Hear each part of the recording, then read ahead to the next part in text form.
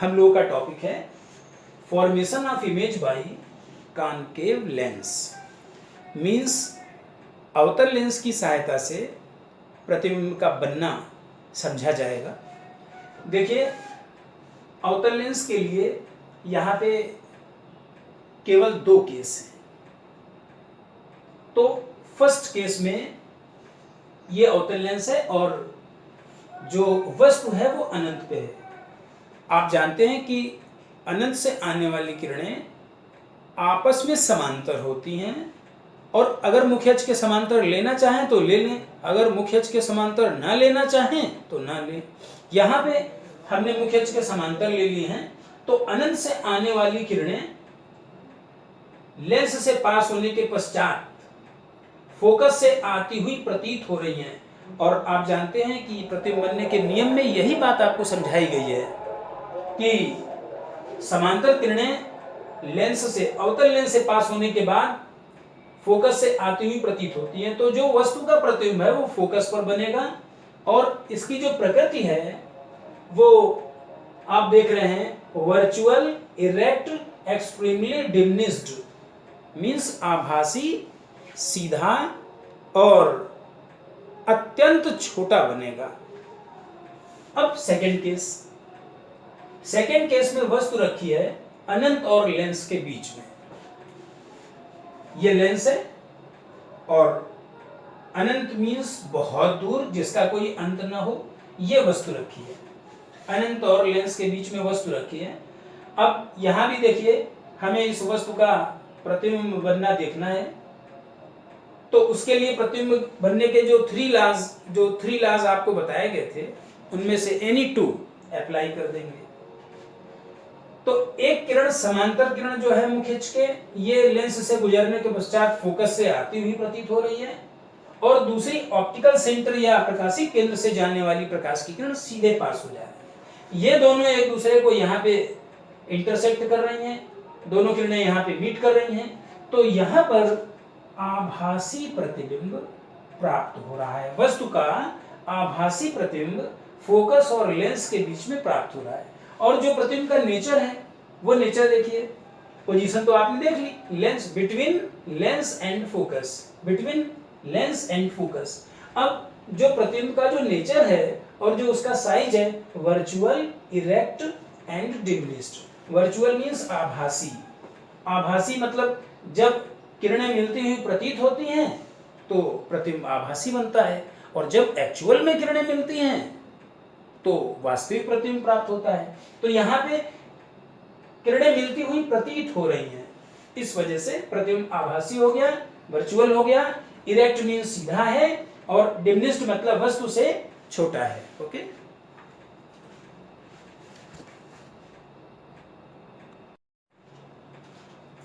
विद्यार्थियों, अब अपना टॉपिक है पावर ऑफ लेंस।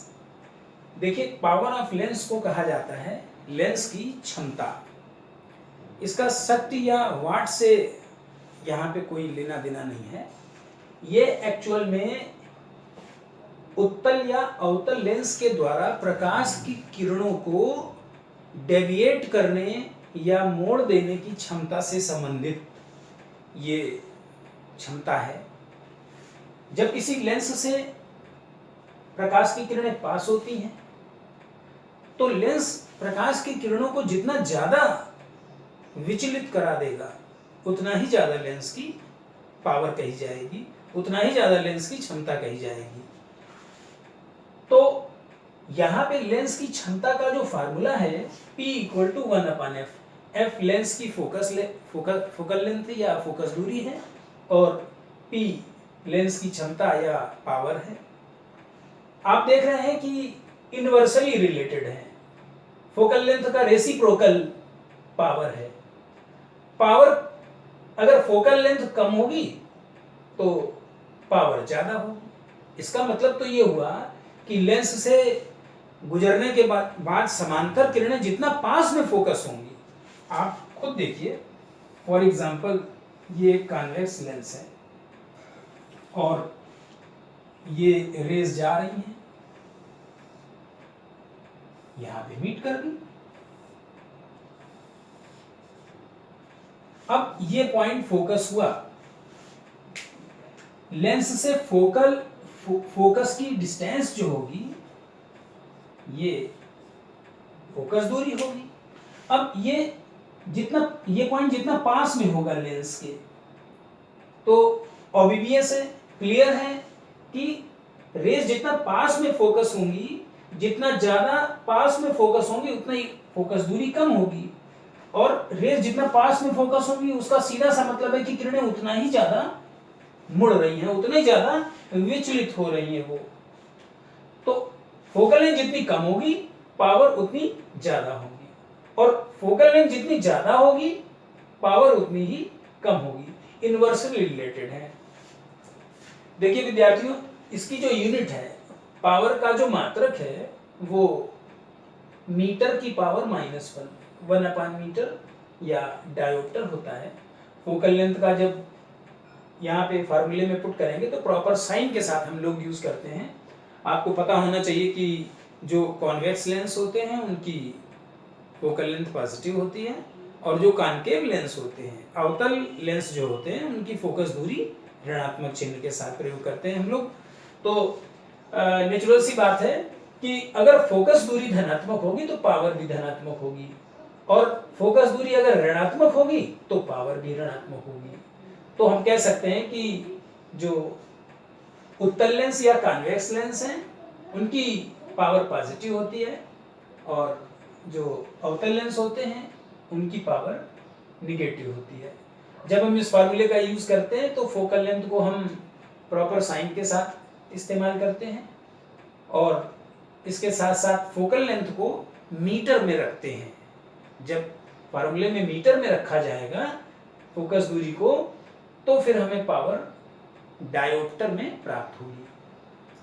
तो इस तरह से देखिए, आपने देख लिया, समझ लिया कि ये जो पावर होती है लेंस की, चाहे कॉनकेव हो या कॉन्वेक्स लेंस हो, जो पावर है ये उस लेंस की लाइट रेज को कन्वर्ज या डाइवर्ज करने की एबिलिटी होती है, उसकी क्षमता है किरणों को कन्वर्ज कर देने की या डाइवर्ज कर देने की, किरणों को विचलित करा देने की, किरणों को मोड़ देने की क्षमता जो है, यही लेंस की क्षमता होती है, यही पावर ऑफ लेंस होता है।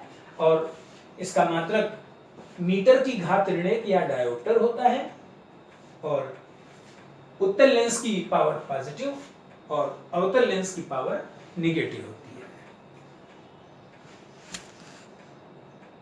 मैग्निफिकेशन बाय कॉन्वेक्स लेंस और कॉनकेव लेंस। देखिए, मैग्निफिकेशन मीन्स आवर्धन, रेखीय आवर्धन, ये टॉपिक है। रेखीय आवर्धन एक्चुअल में जब किसी ऑब्जेक्ट की इमेज बनती है तो वो कभी छोटी बनती है, कभी बड़ी बनती है, कभी वो इरेक्ट होती है, कभी इन्वर्टेड होती है। तो उसी से रिलेटेड ये कॉन्सेप्ट है रेखीय आवर्धन का। किसी लेंस के द्वारा बने किसी प्रतिबिंब का रेखीय आवर्धन प्रतिबिंब की लंबाई और वस्तु की लंबाई के अनुपात के बराबर होता है। इसे जनरली स्मॉल m से डिनोट करते हैं। तो m equal to y2/y1। y2 क्या है? y2 is actually length of image. y2 length of image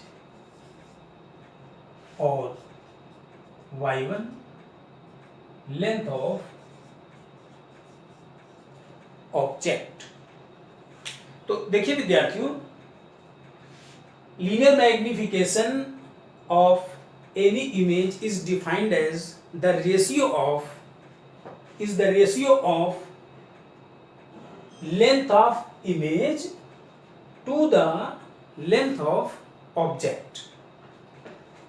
किसी प्रतिबिंब का रेखीय आवर्धन प्रतिबिंब की लंबाई और वस्तु की लंबाई के अनुपात के बराबर होता है, और इसके लिए हम लोग एक डेरिवेशन कर रहे हैं उस डेरिवेशन में आप देख रहे हैं कि ये एक कॉन्वेक्स या उत्तल लेंस है और इसके सामने ये वस्तु रखी है y1 लंबाई की, और इस वस्तु का इस उत्तल लेंस के द्वारा यहाँ प्रतिबिंब बन रहा है। प्रतिबिंब बनने के नियम के आधार पे एक समांतर किरण फोकस से जा रही है और एक प्रकाशीय केंद्र से जाने वाली सीधे पास हो रही है, दोनों यहाँ मीट कर रही हैं, तो यहाँ पे एक रियल इमेज बन रही है, रियल इन्वर्टेड और इनलार्ज। तो यहाँ पे एक ट्रायंगल COO डैश और दूसरा ट्रायंगल ये, इन दो ट्रायंगल को कंसीडर कर रहे हैं। देखिए एक ट्रायंगल COO डैश, दूसरा CII डैश, ये पूरा, ये दो राइट एंगल ट्रायंगल हैं, इन दो ट्रायंगल को कंसीडर कर रहे हैं।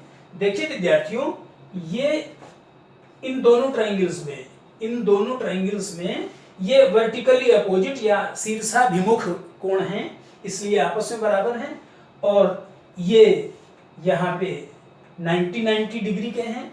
तो ये जो थर्ड एंगल होगा ये वाला और ये वाला, ये थर्ड एंगल तो आपस में बराबर हो ही जाएगा, क्योंकि आप जानते हैं कि किसी भी ट्रायंगल के तीनों एंगल का सम 180 डिग्री होता है। तो यहाँ पर ये दो ट्रायंगल में उनके करेस्पॉन्डिंग एंगल्स इक्वल हैं, ये इसके इक्वल है और ये इसके इक्वल है, 90 है दोनों, रिमेनिंग थर्ड एंगल तो इक्वल होएगा ही। तो इस तरीके से एंगल सिमिलरिटी लग रही है, यहाँ पर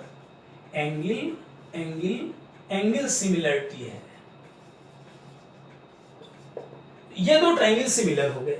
जब दोनों ट्रायंगल सिमिलर हो जाएंगे तो फिर आप जानते हैं कि दो ट्रायंगल जब सिमिलर होते हैं तो उनकी करेस्पॉन्डिंग साइड्स का रेशियो सेम होता है। तो करेस्पॉन्डिंग साइड हमने I dash upon O dash equal to CI upon CO। I dash आप जानते हैं, आई डैश क्या है? आई डैश जो है ये इमेज की लेंथ है, वो y2 चूंकि इन्वर्टेड है तो माइनस साइन के साथ, ओ डैश ऑब्जेक्ट की लेंथ है, y1 वर्टिकल, ये इरेक्ट है इसलिए पॉजिटिव है, equal to CI means optical centre से इमेज की डिस्टेंस, ये पॉजिटिव होगी, ये v है, और दूसरा है CO है ऑप्टिकल सेंटर से ऑब्जेक्ट की डिस्टेंस, तो वो लेफ्ट साइड में है इसलिए नेगेटिव होगी, माइनस माइनस कैंसिल हो गए, ये y2 upon y1 equal to v upon u आया। This is actually according to definition it is equal to m। तो एक ये नया फार्मूला हम लोगों ने प्राप्त कर लिया है। देखिए विद्यार्थियों, हम लोग जब डिराइव कर रहे हैं मैग्निफिकेशन के फार्मूले को तो इसमें प्रॉपर साइन का यूज किया गया है, लेकिन जब हम न्यूमेरिकल में अप्लाई करते हैं तो एक बार फिर हम यहाँ जो भी क्वांटिटी रखते हैं उनको प्रॉपर साइन के साथ रखेंगे इस फार्मूले में, u v y1 y2 जो भी हैं इनको प्रॉपर साइन के साथ यूज करेंगे। यहाँ पे खास बात ध्यान देने वाली ये है कि कॉन्वेक्स लेंस अगर है तो कॉन्वेक्स लेंस के लिए अगर रियल इमेज बन रही है, आप देख रहे हैं रियल इमेज अगर बन रही है तो m की वैल्यू नेगेटिव होगी। कैसे?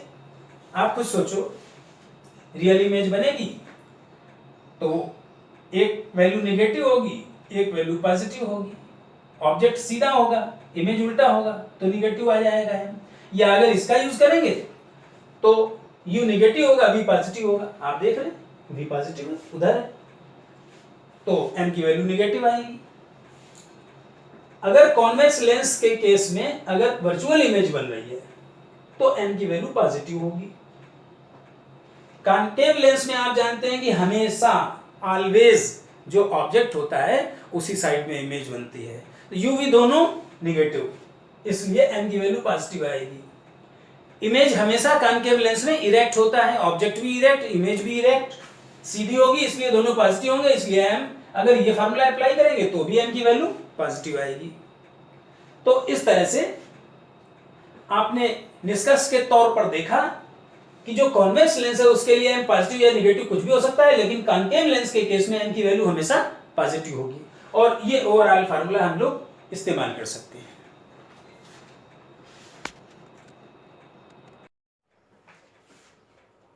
देखिए, अगर मैथमेटिकल पॉइंट ऑफ व्यू से देखा जाए तो अभी तक आप लोगों ने एक ये पावर का फार्मूला और दूसरा लीनियर मैग्निफिकेशन। ये दो फार्मूले आपने पढ़े। पावर में आपने देखा था कि लेंस की जो पावर है वो फोकस दूरी से P = 1/f से रिलेटेड है, और आपने ये भी देखा है कि लेंस की पावर, जैसे प्लेन एक सिंपल गॉगल यूज कर रहे हैं तो उसकी पावर 0 होती है, क्योंकि उसकी फोकल लेंथ इनफाइनाइट होती है, वो रेस को मोड़ता नहीं है। ऐसे ही लीनियर मैग्निफिकेशन का ये फार्मूला m = y2/y1 = v/u। यहाँ पे m लीनियर मैग्निफिकेशन का सिंबल है और y2 प्रतिबिंब की लंबाई, y1 वस्तु की लंबाई, v लेंस से प्रतिबिंब की दूरी, u लेंस से वस्तु की दूरी। अब हम लोग जो फार्मूला पढ़ रहे हैं वो लेंस फार्मूला। एक्चुअल में ये लेंस फार्मूला जो है, ये this formula is applicable for thin lens, पतले लेंसों के लिए ये फार्मूला है। और इसमें 1/f = 1/v - 1/u, ये तो इसमें f लेंस की फोकल लेंथ है, v लेंस के ऑप्टिकल सेंटर या लेंस से इमेज की डिस्टेंस है, प्रतिबिंब की दूरी, और जो u है वो लेंस से वस्तु की दूरी। देखिए विद्यार्थियों, जब हम इस फार्मूले को अप्लाई करते हैं स्पेशली न्यूमेरिकल्स, तो हम 3 फिजिकल क्वांटिटी आ रही है और 3 में से एनी 2 की वैल्यू हम लोग पुट करेंगे और थर्ड क्वांटिटी हमें प्राप्त होगी। तो दो राशियां जो भी हम न्यूमेरिकल्स में रखेंगे वो प्रॉपर साइन के साथ यूज करेंगे, जिससे कि हमें थर्ड क्वांटिटी जो प्राप्त होगी आंसर के फॉर्म में, वो भी प्रॉपर साइन के साथ प्राप्त होगी।